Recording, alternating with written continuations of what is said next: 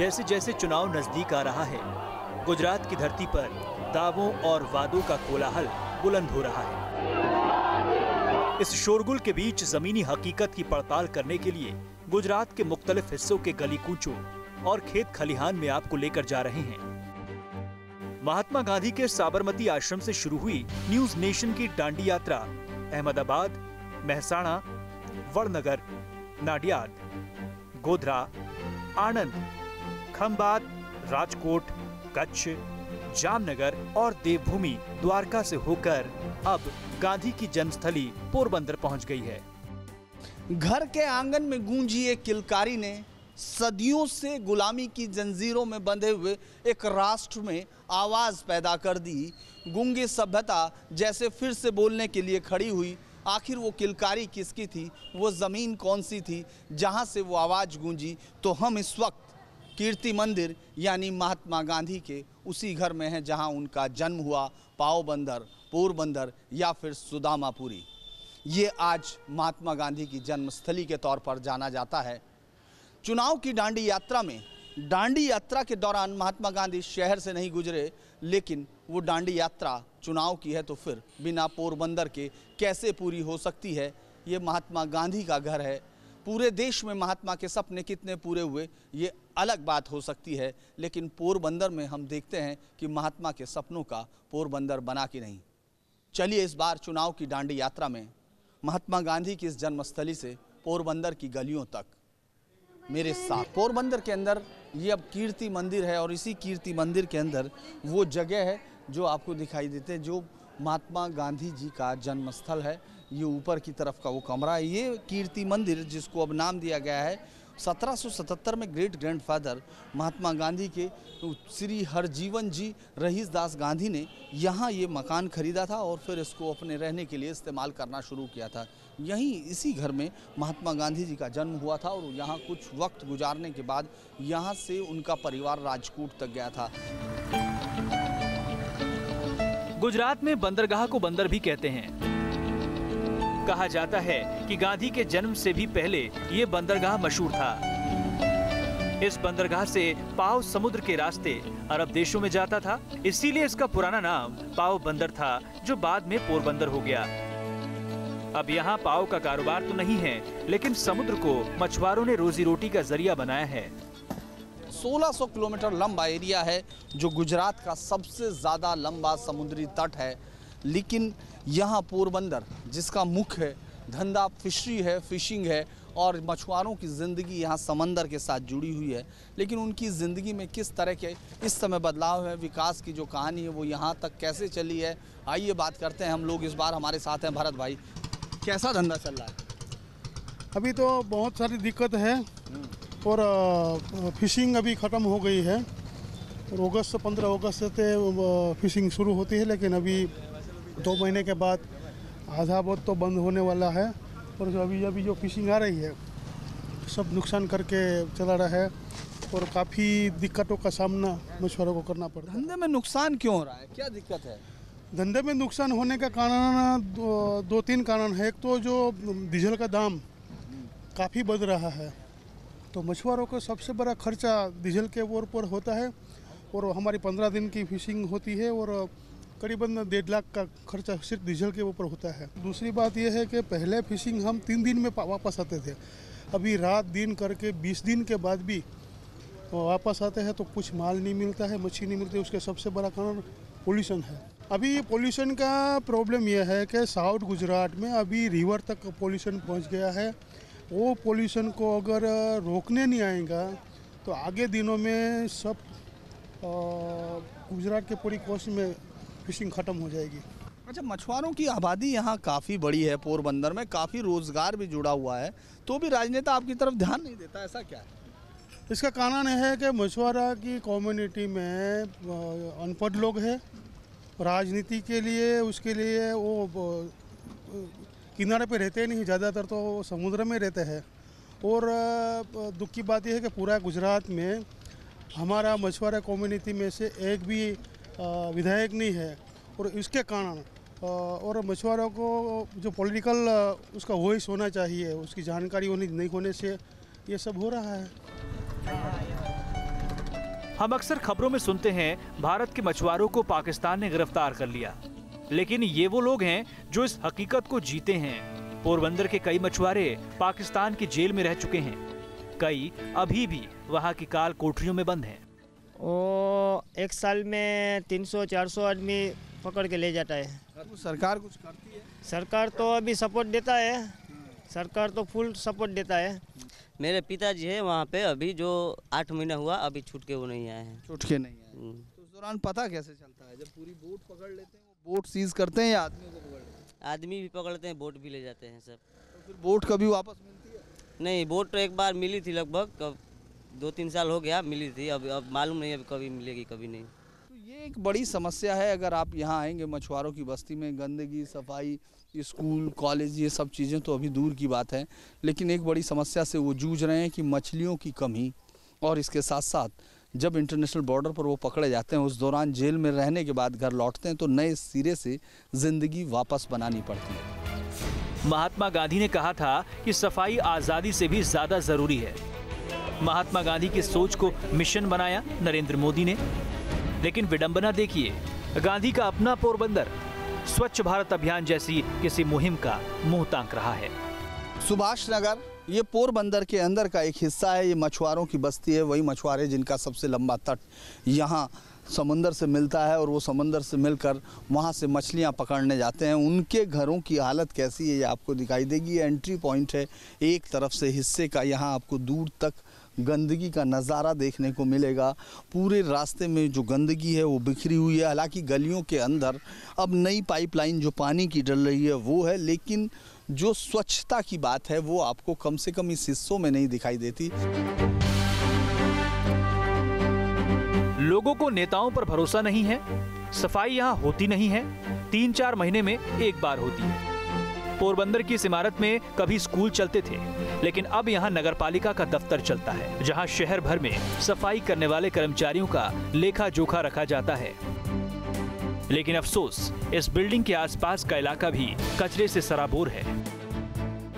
ये एक रोड है, आपको दिखाई देगा। विकास के क्या और सफाई के क्या मतलब महात्मा गांधी जी के शहर में है, ये आपको दिखाई देगा। ये बिल्डिंग है जो अभी भी कार्यरत है, जो अभी भी चलती है। पूरा गंदगी के अंबार से अटा हुआ ये बिल्डिंग महिला बाल कल्याण केंद्र के तौर पर है। इसमें यहाँ बच्चों के लिए पोलियो के टीके लगाए जाते थे, और अब जो सफाई कर्मी हैं वो यहाँ से रोज़ काम करते हैं। इससे बड़ा मजाक क्या हो सकता है कि जिनको पूरे शहर की सफाई की जिम्मेदारी है, उनके खुद का दफ्तर कितना साफ है ये आपको दिख, यहाँ पोरबंदर में कुछ कहानियाँ आपको दिख रही।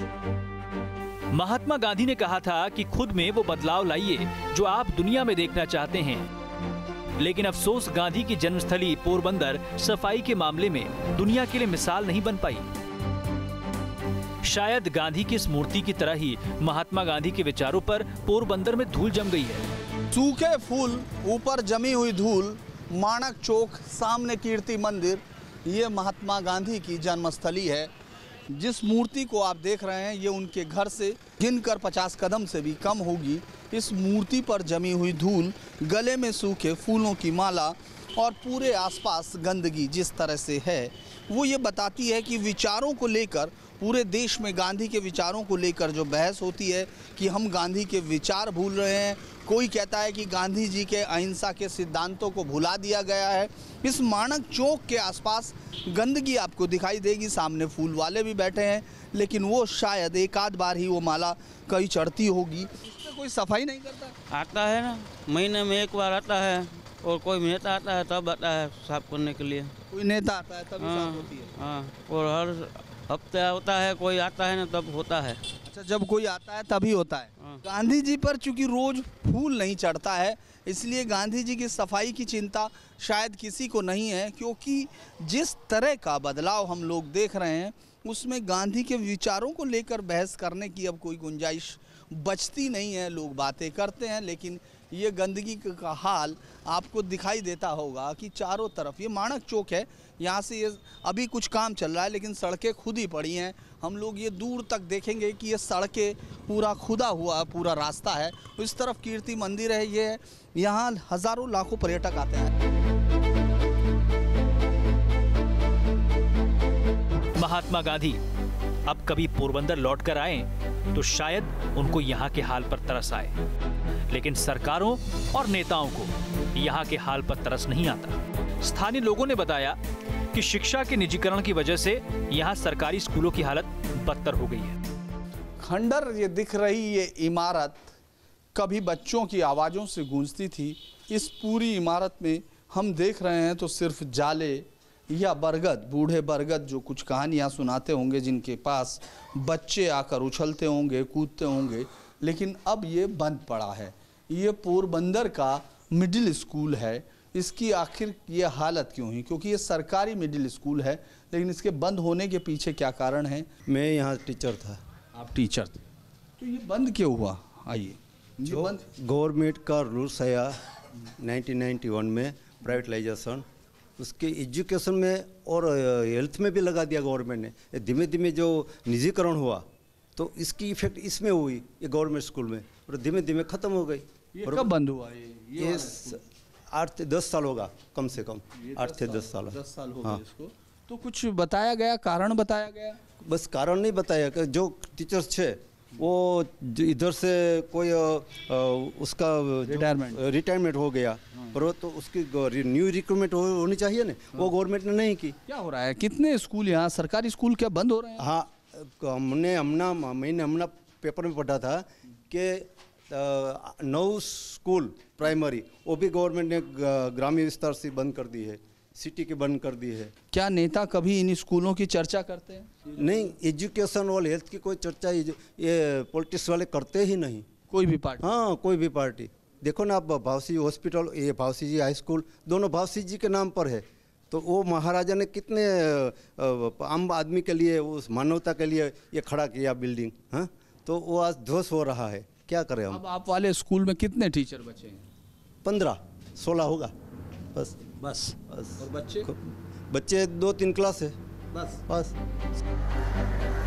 पोरबंदर की स्वास्थ्य सुविधाओं से भी यहाँ के लोग खुश नहीं हैं। यहाँ अस्पताल तो हैं, लेकिन बड़े डॉक्टर नहीं हैं। हॉस्पिटल में क्या है, ये पोरबंदर है ना, डिस्ट्रिक्ट में एक ही ऐसा सुविधा संपन्न हॉस्पिटल है, लेकिन यहाँ बहुत सी दिक्कत है। दिक्कत में पहले तो सर्जन ही नहीं है, और ऑर्थोपेडिक सर्जन, अभी इलेक्शन आया तो ऑर्थोपेडिक सर्जन को अवॉइड किया। और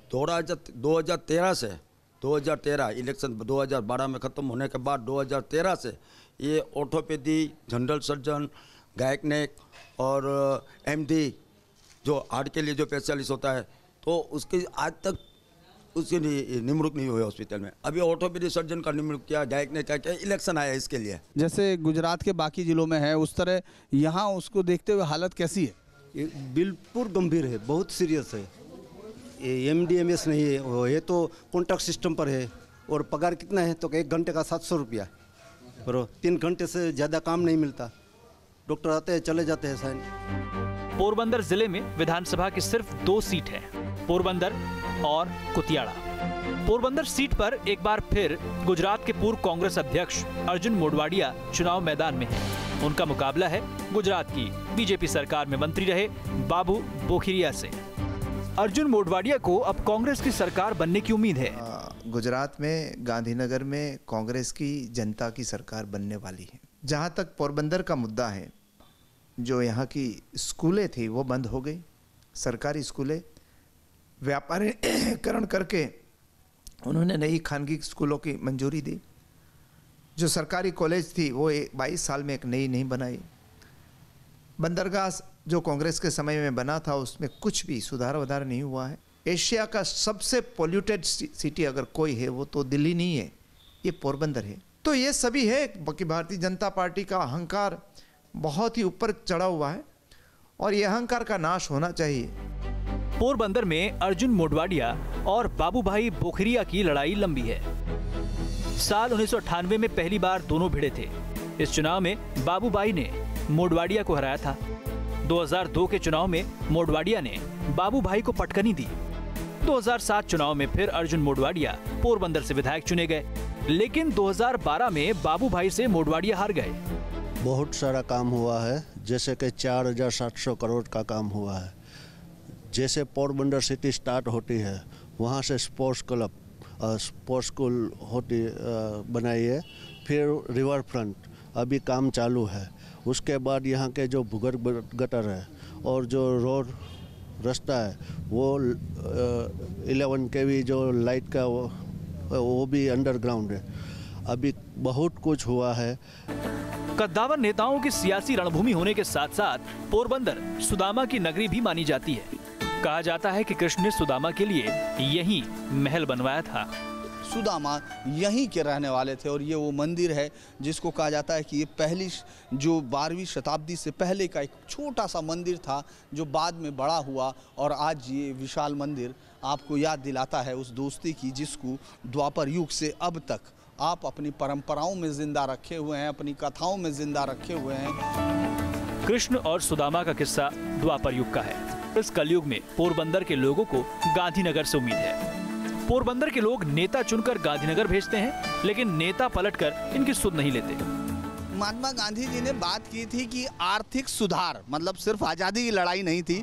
उनका कहना था कि हर गरीब आदमी तक रोटी पहुंचनी चाहिए। आपको लगता है उस तरफ कोई नेता काम करता दिखता है? नहीं दिखता है। नहीं दिखता? नहीं है। जो विकास होना चाहिए ऐसा वो हॉस्पिटल में नहीं होता है। वो हॉस्पिटल में नहीं है, एजुकेशन में नहीं है। पोरबंदर समंदर के किनारे बसा है और इसका फील गुड कराने के लिए सरकार ने यहाँ विकास के नाम पर ये चौपाटी बनाई।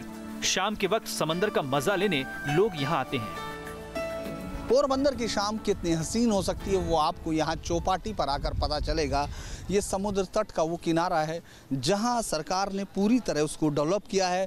वो बेहद खूबसूरती से आपको दिखाई देगा, यानी किलोमीटर से भी ज़्यादा लंबा ट्रैक और वो बेहद साफ सुथरा, उस पर लाइटिंग भी आपको दिखाई देगी।